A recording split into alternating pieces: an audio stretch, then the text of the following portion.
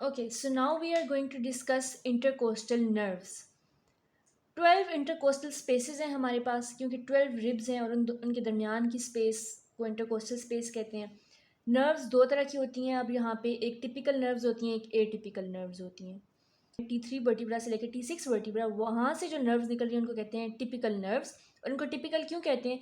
क्योंकि ये सिर्फ इंटरकोस्टल स्पेस को सप्लाई कर रही हैं। जो दो रिब्स के दरमियान की स्पेस है सिर्फ उनको सप्लाई कर रही हैं।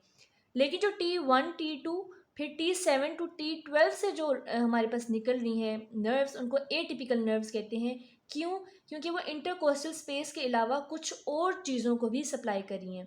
For example, T1 intercostal space के साथ साथ ब्रेकियल प्लेक्सस को भी सप्लाई कर रही है। इसी तरह T2 इंटरकोस्टल स्पेस के साथ साथ मीडियन ब्रेकियल क्यूटेनियस नर्व को भी सप्लाई कर रही है। T7 to T11 abdominal walls को भी साथ साथ सप्लाई करी होती हैं। और T12 जो है वो एब्डोमिनल वॉल और स्किन ऑफ द बटक को भी सप्लाई करी होती हैं। अब हम देखते हैं कि ये इंटरकोस्टल नर्व्स किस तरह आती हैं और इनकी कैसे ब्रांचेस बनती हैं। ओके, सबसे पहले हमारे पास हम देख लेते हैं कि हमारे पास पीछे प्रेजेंट होता है वर्टिब्रल कॉलम। ठीक है, this is our vertebral column. ठीक है, ये वर्टिब्रल कॉलम है, बैक साइड पे प्रेजेंट है बॉडी के।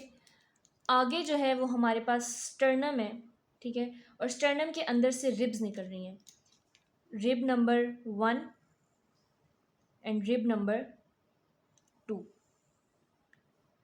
ठीक है, this is rib number 1 and this is rib number 2। Vertebral column के अंदर हमारे पास क्या प्रेजेंट होता है? Spinal cord. ठीक है, वर्टिब्रल कॉलम के अंदर पूरा स्पाइनल कॉर्ड प्रेजेंट है। स्पाइनल कॉर्ड में से दो रेमाए निकलते हैं, एक पोस्टीरियर रेमस जो कि बैक साइड पे सप्लाई कर रहा होता है, एक एंटीरियर रेमस जो कि एंटीरियर साइड पे आता है। अब जो एंटीरियर रेमस है ये जो आगे आएगा, जो थोरेसिक वर्टिब्रा का रेमस एंटीरियर साइड पे आएगा उसको कहते हैं thoracic anterior ramus. Thoracic anterior ramus. अब थोरेसिक एंटीरियर रेमस आएगा तो वो कुछ ब्रांचेस देगा। ठीक है, सबसे पहले तो वो ये दो इंटरकोस्टल स्पेस के दरमियान में एंटर हो जाएगा। ठीक है, यूँ। अब ये कौन कौन सी ब्रांचेस देगा, बहुत गौर से आपने सुननी है। अच्छा, सबसे पहले तो ये एक ब्रांच देता है जिसको हम कहते हैं lateral cutaneous branch. Lateral cutaneous branch. Secondly ये ब्रांच देता है हमारे पास, इसको हम कहते हैं सेंसरी प्लूरल ब्रांच, जो कि प्लूरल कैविटी को सप्लाई कर रहा होगा और प्लूरा को सप्लाई कर रहा होगा।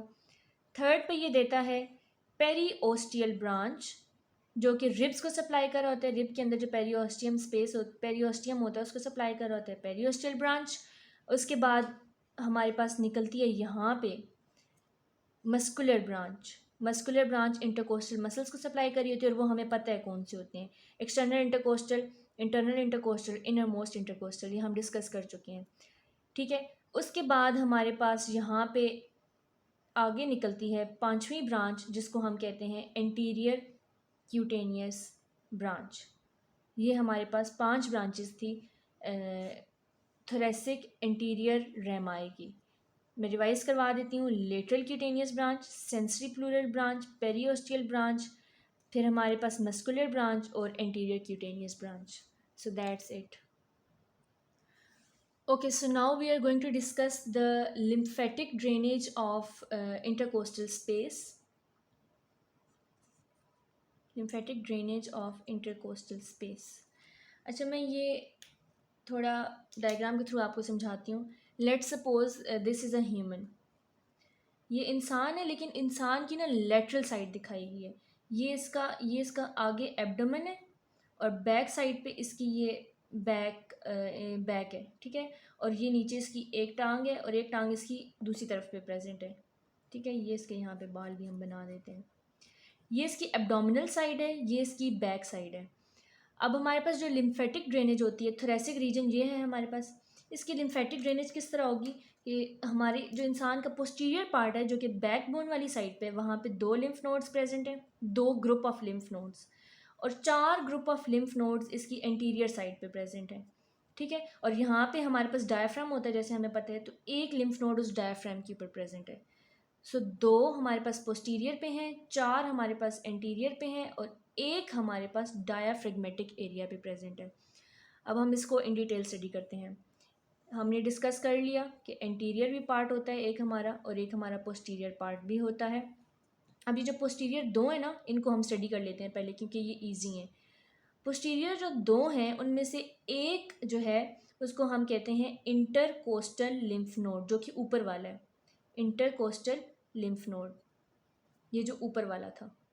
उसके बाद जो नीचे वाला है इसको हम कहते हैं posterior mediastinal lymph node. Posterior mediastinal lymph node, ठीक है।